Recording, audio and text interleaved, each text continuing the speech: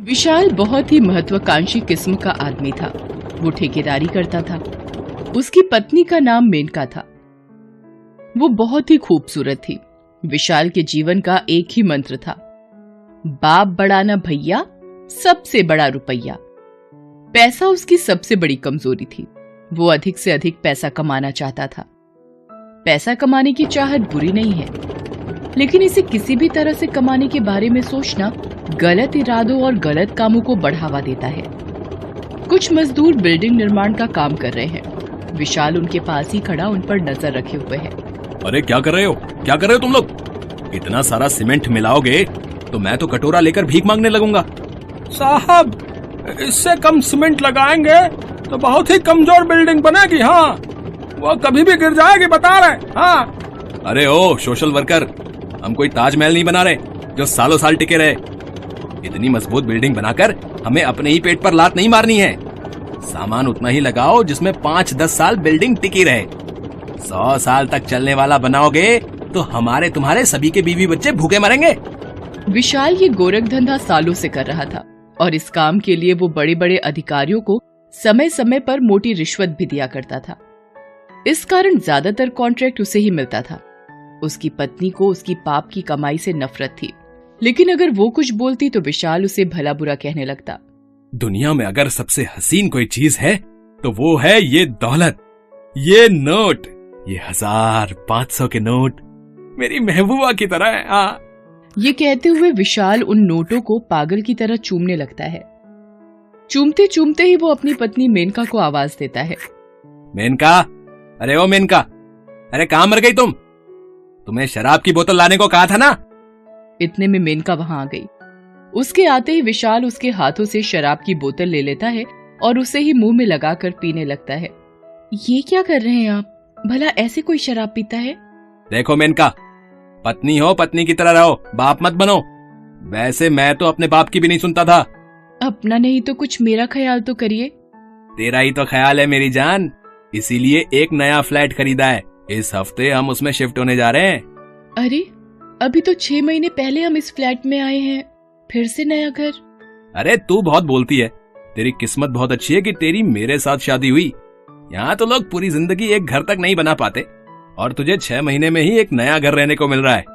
वो कहते हैं ना कि समय एक समान कभी नहीं रहता। ये तो एक चक्र की तरह है, कभी निचला भाग ऊपर तो कभी ऊपरी भाग नीचे। लगातार विशाल खराब क्वालिटी के मटेरियल द्वारा बिल्डिंगों का निर्माण करवा रहा था।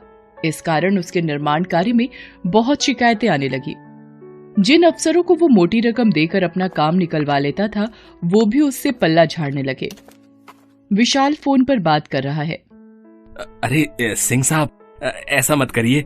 आप तो घर के ही आदमी हैं। लाखों रुपए मैंने आपको दिए हैं। इस बार ऐसा क्या हो गया जो आप मेरा टेंडर नहीं पास कर रहे हैं? लाखों रुपए दिए हैं तो मेरे द्वारा करोड़ों कमाए भी हैं। मुफ्त में नहीं दिए। इस समय मैं तुम्हारी कोई मदद नहीं कर सकता। विशाल को नए कॉन्ट्रैक्ट मिलने लगभग बंद हो गए। आमदनी बंद हो गई तो उसकी हालत पागलों की तरह हो गई, क्योंकि उसे हर दिन नोटों की गड्डियों को देखने की आदत हो गई थी। उसे पता था कि सिंह साहब चाह ले तो बहुत कुछ हो सकता है, लेकिन इस बार पैसे लेकर भी वो काम करने को तैयार नहीं थे। एक दिन जब सिंह साहब ऑफिस से निकल रहे थे तो विशाल उन्हें अपने घर पर ले जाने की जिद करने लगा। पहले तो सिंह साहब आनाकानी करते रहे, लेकिन विशाल ने जब पुराने संबंध का हवाला दिया तो वो मान गए। शाम को दोनों घर पहुंचे। विशाल और सिंह साहब बैठे हुए हैं। अब बोलिए, क्या लेंगे आप? आज पीने का मूड नहीं है विशाल। अरे सिंह साहब, आज आपको एकदम मस्त ब्रांड पिलाता हूँ। इसका नशा धीरे धीरे चढ़ता है और ऐसा चढ़ता है कि भाई साहब आप दीवाने हो जाते हैं इसके। हाँ। उसके बाद विशाल अपनी पत्नी मेनका को आवाज देता है। मेनका, अरे ओ मेनका, इतना देर क्यों कर रही हो? आज घर में मेरे सबसे पसंदीदा गेस्ट आए हैं। जल्दी से शराब और पकौड़े लेकर आओ। मेनका एक ट्रे में शराब और पकौड़े लेकर आई। सिंह साहब ने जब विशाल की पत्नी मेनका को देखा तो देखता ही रह गया। उसका गोरा रंग, उसके लंबे काले बाल, उसके होठों के पास का काला तिल, उसे देखकर वो अपना सुध बुध खो बैठा। विशाल ने सिंह साहब को अपनी पत्नी को ताड़ते देख लिया। क्या बात है सिंह साहब? कुछ नहीं, कुछ भी तो नहीं। फिर मेनका कमरे के अंदर चली गई लेकिन सिंह साहब की नजरें जब तक वो अंदर नहीं गई उसी पर टिकी रही। सिंह साहब, देखिए मैं बहुत तकलीफ में हूँ। मार्केट से बहुत पैसा उठा रखा है, सभी तकादा कर रहे हैं। अगर कोई नया काम नहीं मिला तो बहुत मुसीबत हो जाएगी। लेकिन सिंह साहब तो किसी और दुनिया में ही विचरण कर रहे थे। वो सपने में विशाल की पत्नी को अपनी बाहों में भरे घूम रहे थे। विशाल क्या कह रहा था उस पर उनका ध्यान नहीं था। सिंह साहब, आपने सुना मैंने क्या कहा? हाँ, सॉरी विशाल, मैं कुछ और सोच रहा था। हाँ, तो तुम क्या कह रहे थे?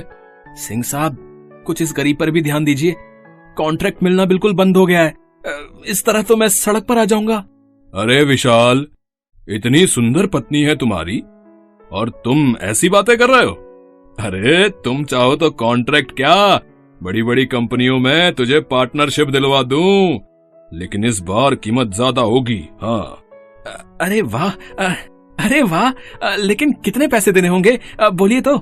पैसे नहीं, अब मुझे तुम्हारी बीवी चाहिए। मेरी बीवी चाहिए? मैं समझा नहीं। देखो विशाल, कुछ पाने के लिए कुछ खोना पड़ता है। मैं तुम्हारी बीवी के साथ रात बिताना चाहता हूँ, फिर तुम्हारे लिए सारे रास्ते खुल जाएंगे। विशाल पैसों का भूखा था।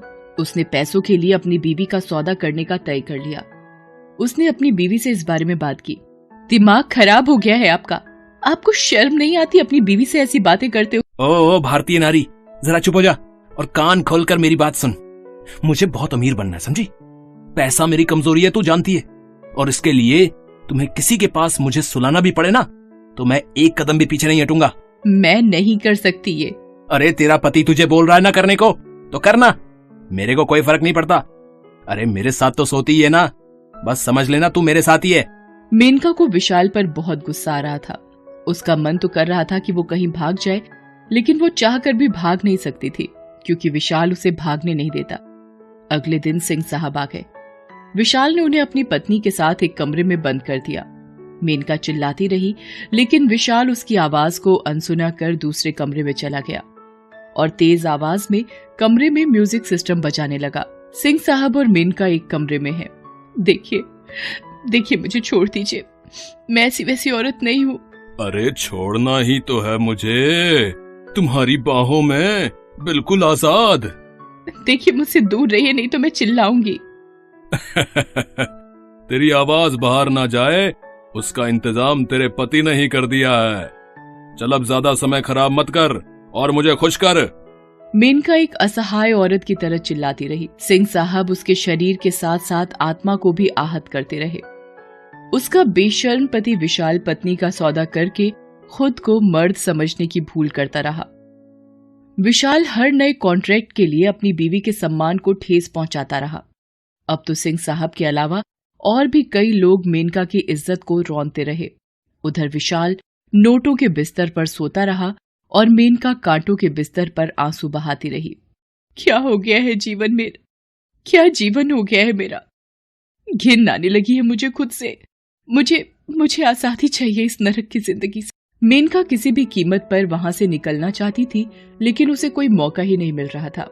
एक दो बार विशाल का मोबाइल उसे दिखा, लेकिन जैसे ही वो उससे किसी को कॉल करने लगी, पीछे से वो आ गया।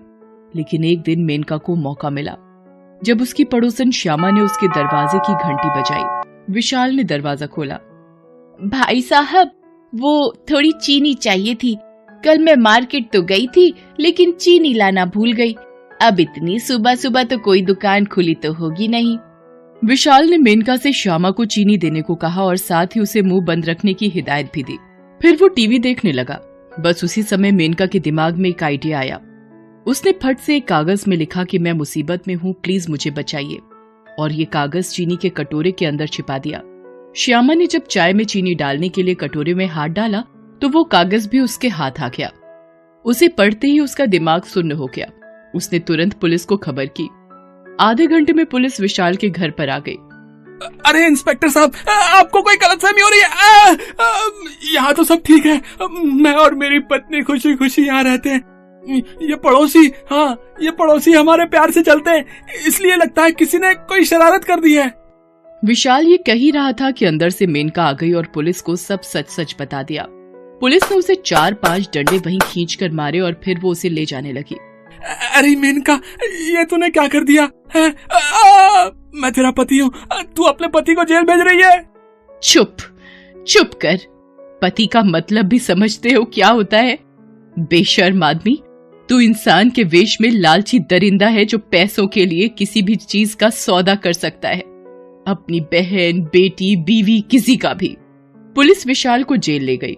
अब भी उसके ऊपर मुकदमा चल रहा है।